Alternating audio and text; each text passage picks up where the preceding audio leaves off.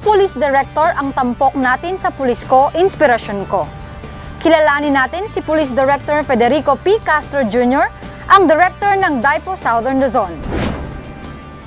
Nito lamang February 2, 2016 ay isinagawa ang oath-taking ceremony and downing of rank para kay Police Director Federico P. Castro Jr. sa PNP Star Officers Lounge sa National Headquarters Building sa Camp Crame, Quezon City.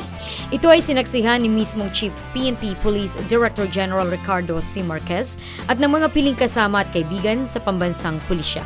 Nandun din ang pamilya ni Police Director Castro sa pangunguna ng kanyang asawa kasama ang ibang kasamahan sa PNP Officers Ladies Club. Ang nasabing oath-taking ceremony and downing of rank ay sinimulan sa invocation na pinangunahan ni Police Senior Superintendent Eligio E. Mativo, Deputy Director ng CHS, na agad sinundan ng blessing of rank and insignia and other paraphernalia.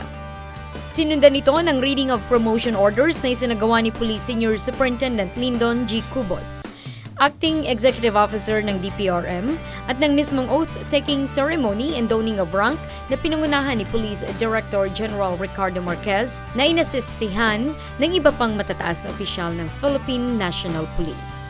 Pagkatapos nito ay ang pagbibigay ng remarks of the promotee na si Police Director Federico P. Castro, Director ng DIPO Southern Luzon. Isang napakahalagang mensahe naman ang sumunod na ibinigay ni PNP Chief Police Director General Ricardo Marquez. The people behind us tend to elevate. They practically walk that proverbial extra mile. And what's the result? Our organization perform better. The people we serve look at us where and that's higher. Because when our leaders are successful, that is the rippling effect that it brings to an organization. So, amistad, nothing is promised. We work for it day in and day out. Naging guro ng seremonya sina Police Chief Inspector Brian Gregorio at si Ginoong Juan Sindak Jr. Ako ay nagpapasalamat sa lahat ng tumulong sa akin, sa naniniwala sa aking kakayahan, at kasama ko sila sa tagumpay na nakamit ko na yung pangalawang estrella. Si Police Director Federico Perez Castro Jr. ay kasalukuyang direktor ng DIPO Southern Luzon. Siya ay pinanganak sa Baguio City noong February 25, 1961. Nagtapos siya ng elementarya sa St. Louis Laboratory High School sa St. Louis Boys High School. Matapos ang high school ay pumasok siya sa prestihiyosong Philippine Military Academy at nagtapos noong 1982. Tinapos ang MA sa Lyceum Northwestern University. Bilang opisyal ng pambansang pulisya, siya ay natalaga sa iba't ibang opisina ng PNP at iba't ibang lugar sa Pilipinas tulad ng Zamboanga. Ang kanyang may bahay ay si Maria Victoria Castro at sila ay may 7 anak na sina Maria Rica, Luis Janelle, Gershon John, Jansen Jedrick, John Paulo, Mia Janica at Mark. Ayon kay Police Director Castro, masayang-masaya ang kanyang pamilya para sa kanyang ikalawang estrella at ito ay inaalay niya sa kanila. But I always tell to them that my success was not only by my own doing. Actually, ang success ko was yung pagsasama nating lahat. Isang buong pamilya tayo and we really try to help each other. My wife, my kids, lahat kami, they're part of this success. Bilang asawa, ako po ay proud sa kanya kasi he deserved this promotion. Bilang ama naman ng mga anak ko, kaming buong pamilya nagpapasalamat sa Diyos na nakuha niya ito.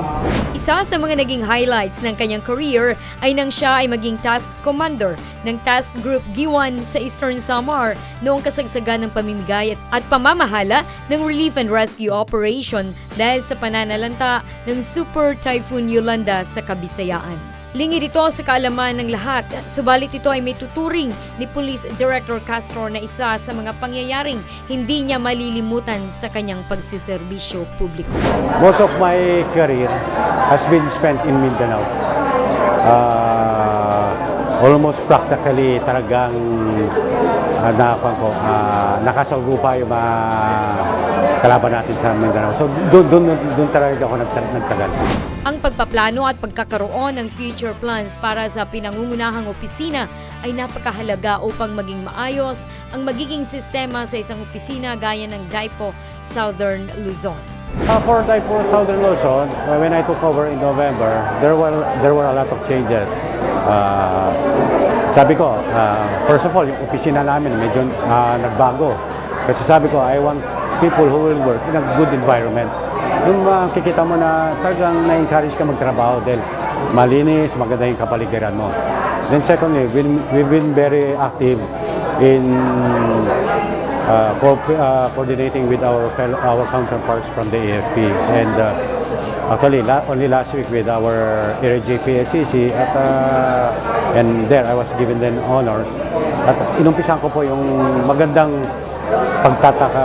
pagsasama ng kapulisan at kasandulan. Lalo nga na ngayon dahil because of the reinvestigation ng mga Masapano, lumalabas ulit na para may hidwa ng kapulisan at kasandaluhan. But in my area, I will assure you, in the southern area, maganda po ang samahan ng pulis at mga sundalo.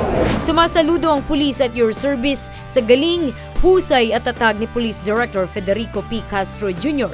Naway magsilbi siyang inspirasyon higit sa ating mga baguhang pulis upang marating ang pangarap sa buhay bilang isang pulis na handang ihandog ang sarili alang-alang sa serbisyo para sa bayan at para sa mamamayan. There are times that we'll be faced with disappointments.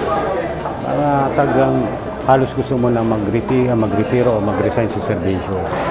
But ang sabi ko nga sa speech ko nung sinabi ko sa ating message, kung sa panahon na medyo talagang nag-iisip ka na pray a little harder. And definitely, in God's time, talagang bibigay sa yung kagustuhan mo. Hindi nagbibigay ng Diyos. Ang sa Kanya lang ay naantay niya ng tamang panahon.